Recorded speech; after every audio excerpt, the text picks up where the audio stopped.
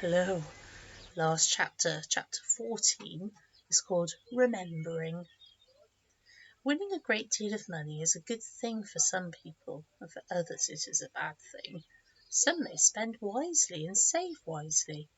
Others may not save at all, but instead spend madly on new houses, new cars, expensive clothes, foreign holidays, and on any and every luxury that they never enjoyed before, but now can afford, they think. There was some of this second sort, no doubt, among the other 9 winners of that week's jackpot, but for the Ivy Cottage winners there was never any question of frittering the money away.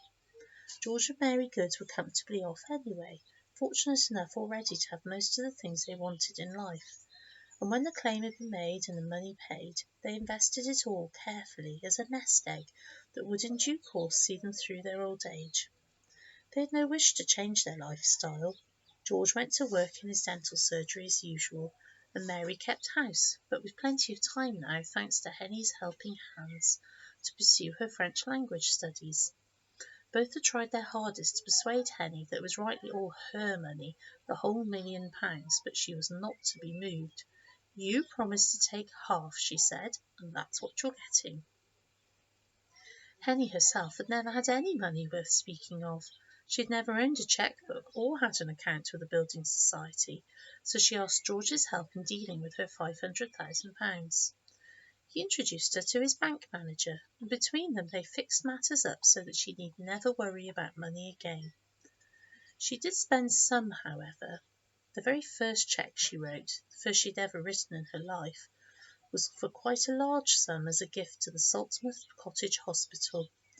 And though the beach cafe was closed for the winter months, she found out the address of the owner, the man who had let her have £3 worth of ice cream for a penny, the whole of her worldly wealth. Who had sent it he never found out, but a delivery van arrived at his door with a case of whisky from a well-wisher. So the months went by at Ivy Cottage, while in the bedroom of the flat Henny's money plant grew, slowly but surely, as did the money in her new savings account. There's a picture here of Henny and Sweep, just looking at the view from the balcony, or the top of the steps. That was really the only thing that worried Henny.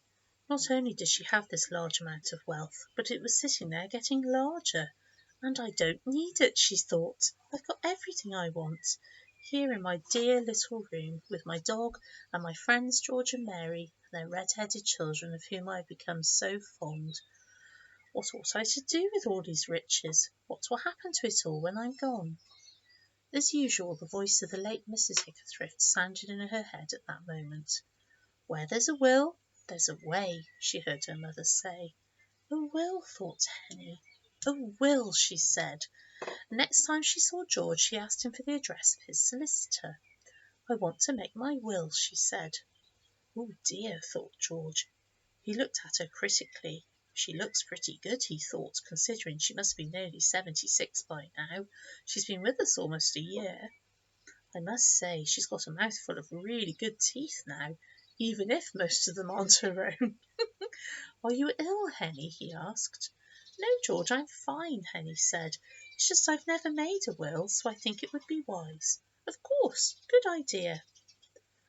Oh, there's a magpie up there in a tree. You hear him chattering. Henny never told him or anyone what were the contents of that last will and testament of Henrietta Hickathrift. Only the solicitor knew that after a sum of money had been set aside for funeral expenses, "We've all got to die some time," Henny said to him cheerfully. This is what it said: "I give and appoint all my estate of whatsoever kind and wheresoever situate, and everything over which I have any disposing power by will, unto Angela, Barney, Eleanor, Rosie, and Rowley Good, to be equally divided between them as and when each attains the age of 18 years. Rowley, the youngest, is 5 now," she said to the solicitor, "so that leaves him 13 years to go. But with a bit of luck I might be around to see his 18th birthday. I'll only just be coming up to my 89th birthday." On her 76th birthday that summer, Henny had a lovely party at Ivy Cottage. Mary had made a beautiful birthday cake on which stood 2 little china figures she had found in a knick-knack shop, a little old lady and a black dog. Among many other things to eat, there were prawn and mayonnaise sandwiches, and the biscuits were, of course, squashed flies. After tea, George went back to his surgery to finish off the day's work, and the children went out onto the lawn to play croquet. "No," said Mary firmly, "you are not going to help with the washing up, Henny. It's your birthday. Think of it, a whole year since the children brought you to the door. Now go on, off you go. Why don't you take Sweet for a walk along the beach? It's a lovely evening." So Henny fetched her walking stick and Sweet's lead, and they set off along the esplanade and down the steps to the sand.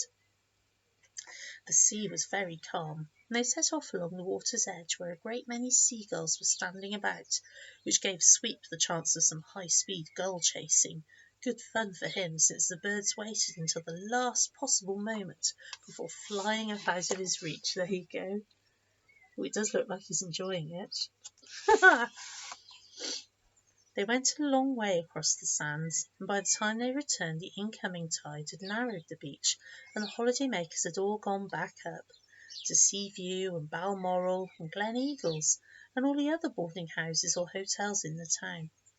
Henny paused, recalling what had happened exactly 1 year ago. "I'd just set eyes on you for the first time," she said to Sweet, "and you were homeless like me.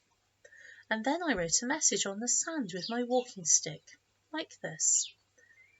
When she had finished writing, she walked away, Sweet beside her, and climbed the long flight of steps that led to the esplanade high above. At the top she stopped to rest, leaning against the iron railings that flanked the road, and looking down to the sands below. This time there was no one else there to read what she had written on the sand in large letters. It was the same as the message of a year ago, but for one different word. It said, "I am a lucky old woman." Then Henrietta Higglethrift and her black dog Sweet turned and set off for home, while on the sands below the gentle waves washed out her happy words. And that's it. That's the end of a lovely book. I hope you enjoyed it as much as I did. I've read this book probably 15 times now. But I love it. It's just so, well, I don't know, it just makes me feel all warm and fuzzy. So hopefully maybe one day you might read it. And of course now we've finished another book, I shall have to find us a different one. What will it be? You'll have to wait and see. Goodbye for now. Bye-bye.